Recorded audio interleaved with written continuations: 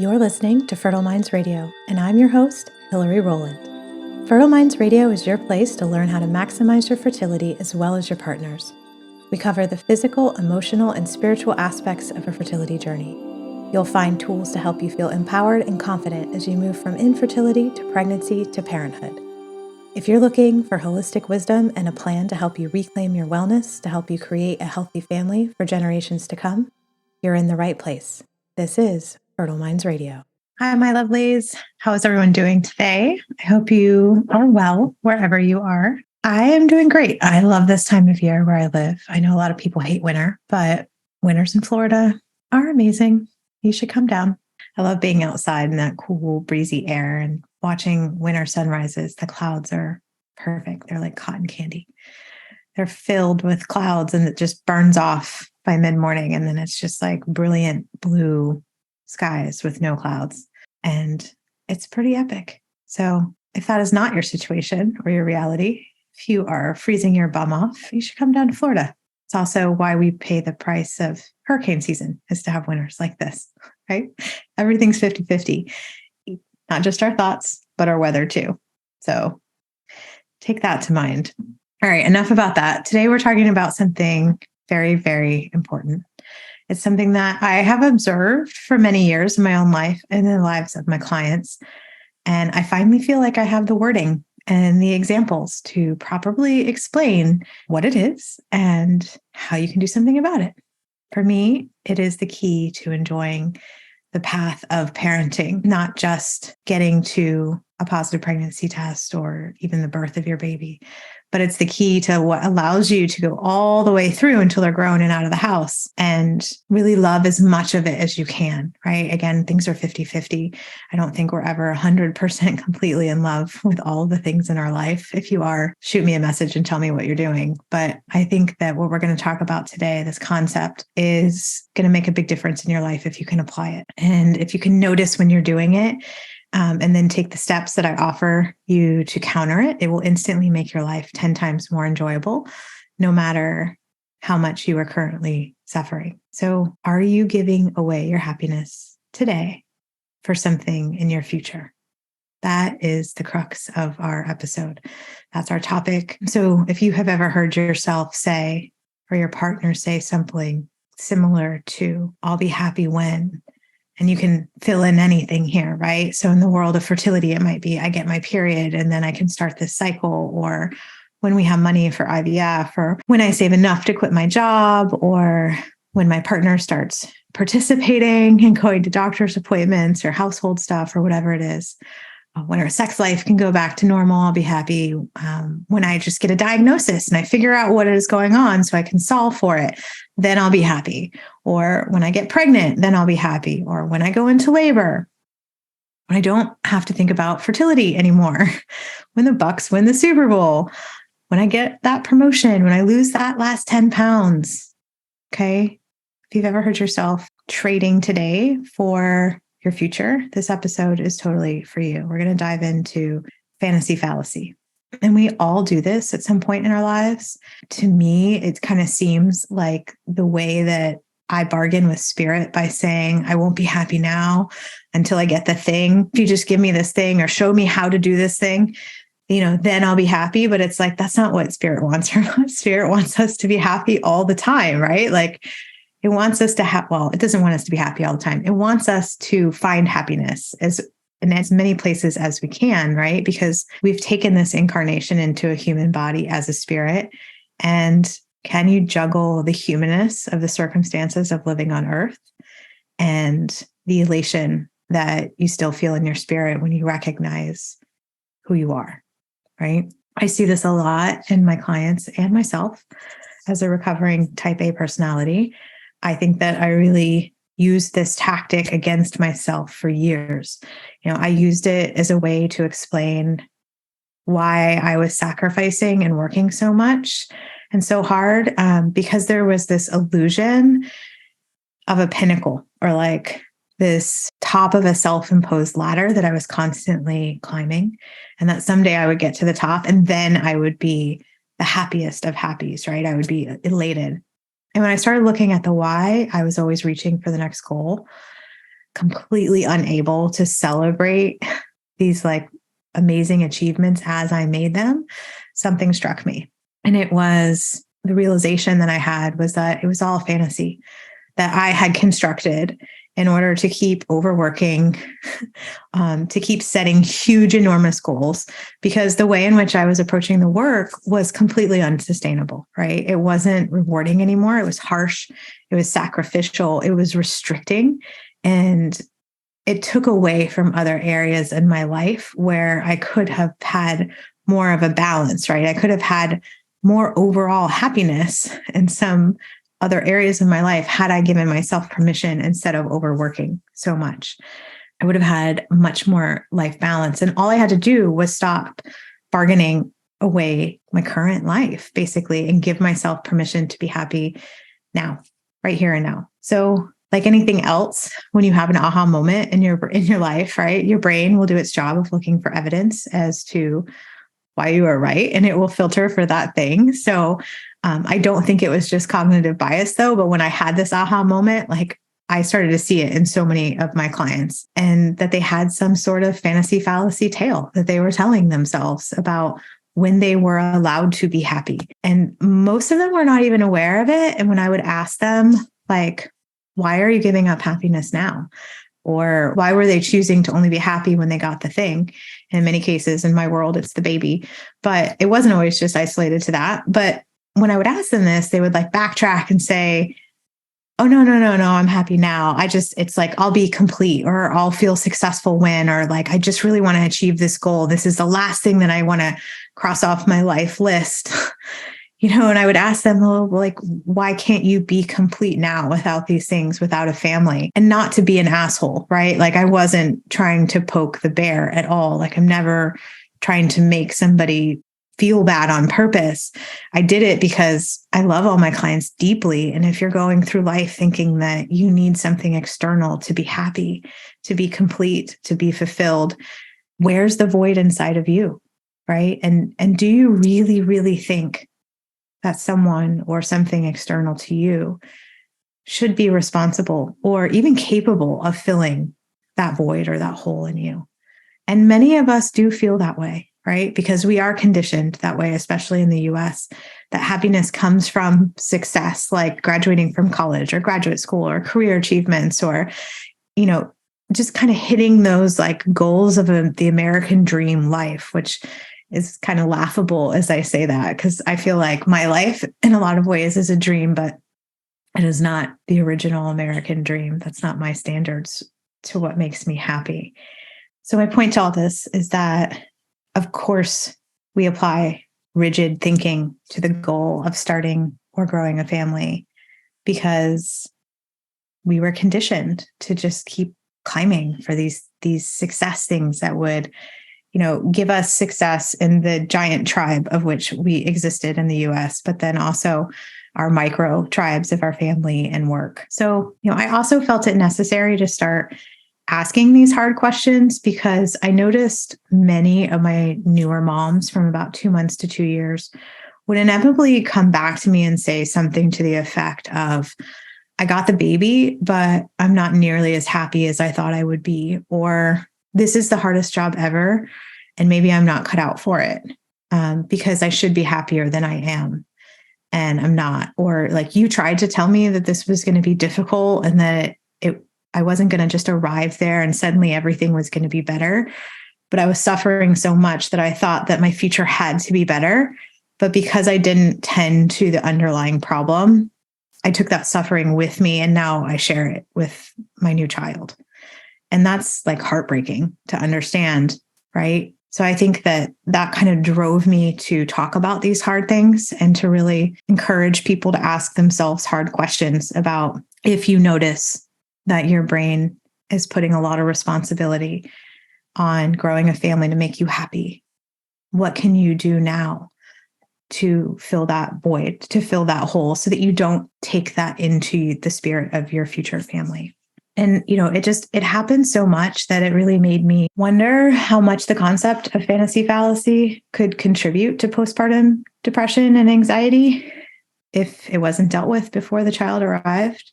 And I don't have an answer to that, but I do wonder And I think it would be fascinating to put women in a coaching program where we focused on clearing up all fantasy fallacy through their entire lives, not just the baby, but like around houses and your identity and your body and all of that.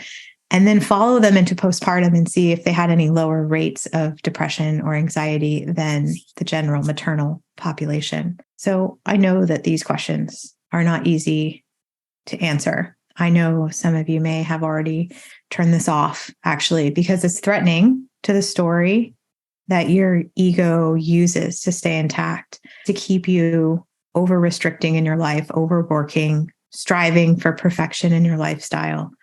But if you are still listening, just please know that you are my people. You are the people that I absolutely love to work with, because when you attend to your arrival fallacies, yes, we usually have more than one of them, life becomes sweeter and you become innately more powerful, right? You become the director of your life instead of letting your goals direct you. Then your goals become attainable faster with more ease. And you can actually celebrate them. Like they're worthy of achieving. Like you slow down enough, you become present enough to actually enjoy them when they happen, because you aren't lost in the black hole of your own void. And you get to model this for your kids and help break the mold of societal conditioning. And to me, that is just everything. That is like, wow, you're already such a great parent, right? You're already leading by example of how to be present in your life and how to manage the 50-50 of life and how to not trade away this precious present moment that you have for an arrival fallacy. And funny enough, as it turns out, this thing that I was noticing was actually a newish coined term in psychology. And what I was naming fantasy fallacy was actually called arrival fallacy. The term arrival fallacy was coined by Tal Ben-Shahar, who has a PhD from Harvard University in organizational behavior of the brain. Ben-Shahar is the author and is well known for teaching lectures on happiness at Columbia University as well. So according to Ben-Shahar, he defines the arrival fallacy as a popular illusion that achieving a certain goal will lead to happiness. He mentions that the arrival fallacy has been experienced by celebrities and other highly successful people who end up experiencing mental illness and substance abuse even after achieving their dreams. So a mainstream example of this was the interview that Aaron Rodgers did after winning the Super Bowl.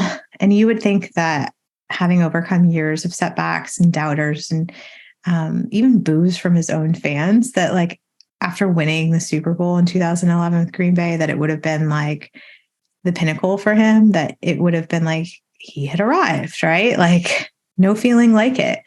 But when he was interviewed, he reported that what he felt wasn't gratification or satisfaction or anything else that we typically associate with achievement. It was a void, a realization that he was still looking for something, quote unquote, beyond his current line of sight. So to me, that's like saying, I'm still looking for something externally to fill me up. I'm still looking for some accolade, some person, some relationship to fulfill me. Man, that is the tale, right? Like that is the biggest clue. Like everything you need to fulfill yourself is available to you inside of you. You already have that. Like that is the gift of the pivot of being a spirit in a human body. It's all there for you. You just have to go diving inwards to look for it. And I don't think it's a surprise that most of us don't know how to do that because of how powerful it makes you. So if we all knew how to be internally resourceful and not depend on anything externally, man, we could fucking do anything we put our minds to. And I think for a lot of powers that be, that's scary, which is also what makes it more enticing for me to tell as many people as I can about it. This idea of that I should feel happier, I thought I would feel different, or I'm looking for something else still outside of me. Like when the baby smiles, then I'll be happy. This is the exact same thing that we are talking about in Aaron Rodgers. I see it in my mom's. Another expert on the subject, Brent McDonald, who's a psychologist and associate professor at the Workland School of Education in Calgary, says that arrival fallacy is basically the repackaging of motivation. So remember what I said before about like, it was that thing that kept me overworking, overreaching, overextending myself externally. He also says that when people set goals for themselves and achieve them, they can be left with this kind of void. They've got them and then they're still not happy. And while they might experience brief contentment, it doesn't last. And so then they feel depressed and looked for another objective. So that next rung on the ladder to climb, so to speak. Alternatively, they may never achieve the goal and blame their failure for their unhappiness, right? So rather than just saying like, I am innately unhappy with my life, they put it on the circumstance of, I didn't do this thing, instead of understanding that it's really just your thought about that coloring how you feel. He goes on to say that arrival fallacy comes into play when we set up goals for ourselves that are kind of unrealistic. For example, many of us have had unrealistic expectations of how the COVID vaccine would change our lives and everything would return to pre-COVID functioning, but that didn't really happen, right? Like we were already morphed and changed. And it's not unrealistic to say when I get pregnant or when I become a parent, right? That's not the unrealistic part of the goal. It's unrealistic to think that all of your life will get better when the child comes. And if you think about it, like I said earlier, that's a lot of pressure to put on a baby or a child. My suffering will go away when you arrive. It sounds really sweet. And like, especially when you know the intention behind it is wrapped up in how much you want this child and how much you already love them, even though they're not created yet. But really what you're implying is that you aren't capable of tending to your own suffering and you need someone or something external to make this go away.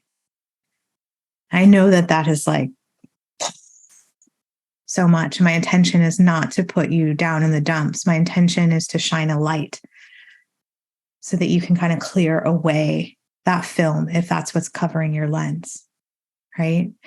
So if you're resonating with any of this, here are my steps to overcoming arrival fallacy or fantasy fallacy, whatever you want to call it. Notice when you are thinking, I'll be happy when. Filter for it, right? Be on the lookout in your brain, be on to yourself, and immediately take stock of what you are happy or grateful for in the present moment, right? So a lot of times people talk about gratitude practice and how important that is. And it is, right? But it's not just thinking about it, it's like feeling it, and feeling it for not just the big things, but the mundane. Because when you can feel it for the mundane things, the big things become so much sweeter. They become so big that like you can't help but stop and celebrate them and be present. And that gratefulness of the mundane is when you have the ability to do that, you are present. You have to be present in order to do that. And if you find it hard to be present, and you keep drifting into your future fantasy, right? Like it's different than like envisioning the future you want. We're talking about like envisioning the way that you'll feel when you get the thing versus like say an intentional model where we know what it is that we want and we know how we want to feel, we think we'll feel when we get there. And then we know the thoughts that would make us feel that way now, right? And we bring that back into our present life. It's a little bit of a difference and we're talking about the future. But the way that you can do that without completely living in this fantasy of a future is to be real with yourself about where you are now in your unintentional model, right? Like, what are the thoughts that are currently playing about your present situation? And when you can consolidate the two of those and you can reconcile them, then you're in more of this achieving, like you can achieve your goals versus trying to numb out or basically overwork or be a perfectionist in everything that you do as a way to buffer for anything else coming into your life. It's like the exact opposite of reconciling where you want to go and where you are and how you're currently feeling in this present moment. Right. And if you do find it hard to cultivate a mindfulness practice, I suggest starting small. Start with 5 minutes a day. 5 minutes to 20 minutes of meditation in the morning can do wonders for you to learn how to direct your brain back to the present moment in your waking life. The meditation is the actual exercise that you do in order to be present.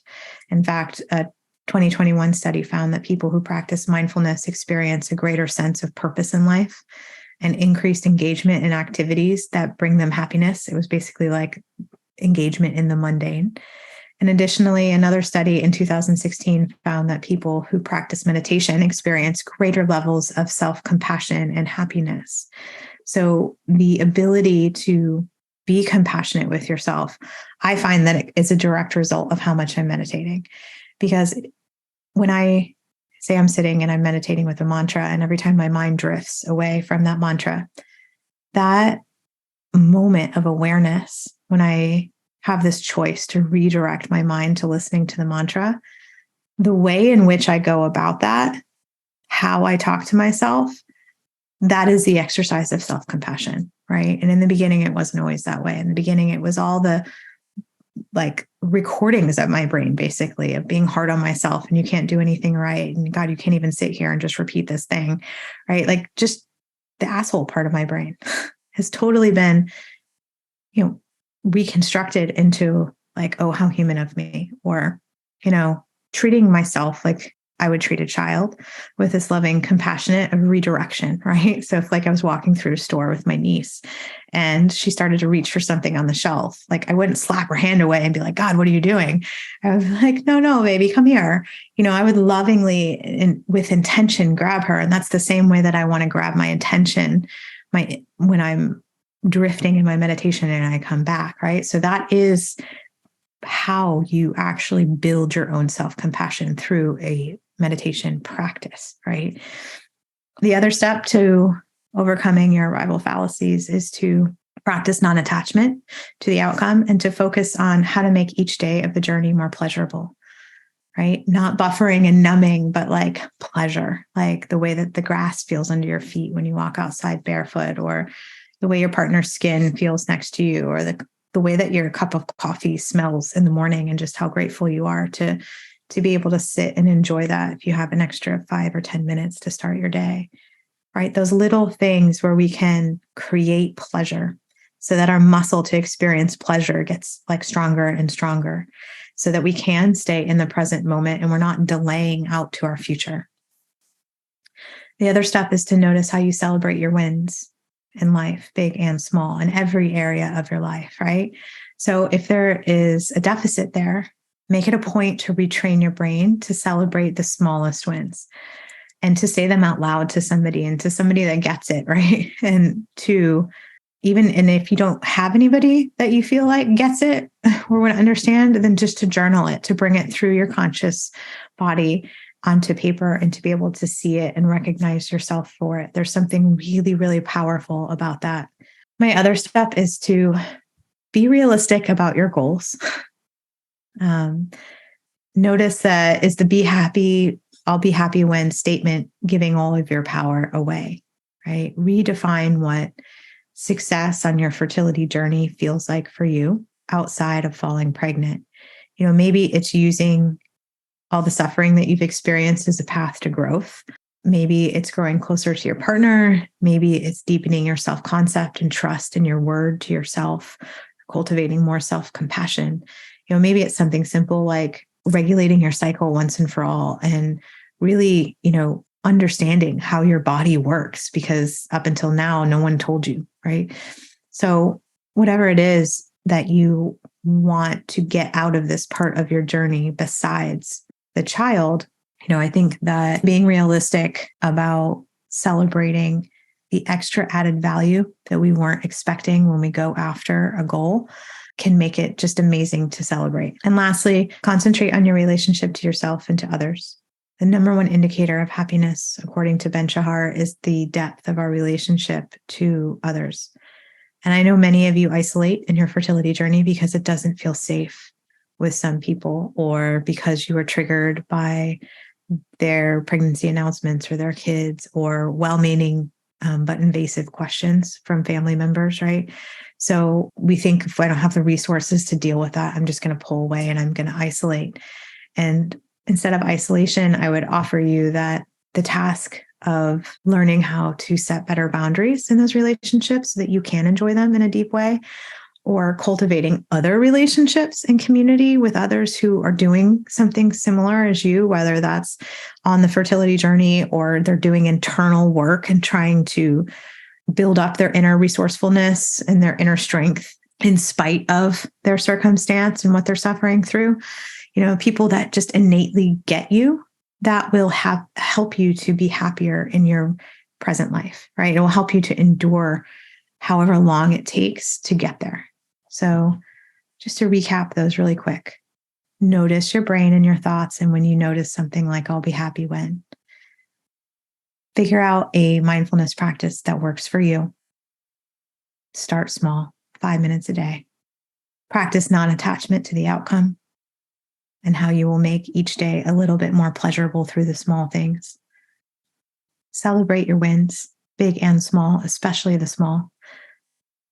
Notice where you're giving away your power and be realistic about the goals and what the extra value of the strife actually is. And lastly, concentrate on your relationship to yourself and others. So if you want to fine tune what your definition of success on your path to parenthood feels like, not looks like, but feels like, then I highly encourage you to get on my email list. I always announce special pricing, added insights, and occasional love letters from me to perk up your day. So if you aren't on my email list, definitely go over to fertilemindsradio.com and get on there because you are missing out. It's one more way for us to connect and for you to feel seen and heard. Bye for now. Thanks for listening. We hope you enjoyed today's content and found it useful. This podcast is a labor of love from an entire team of people.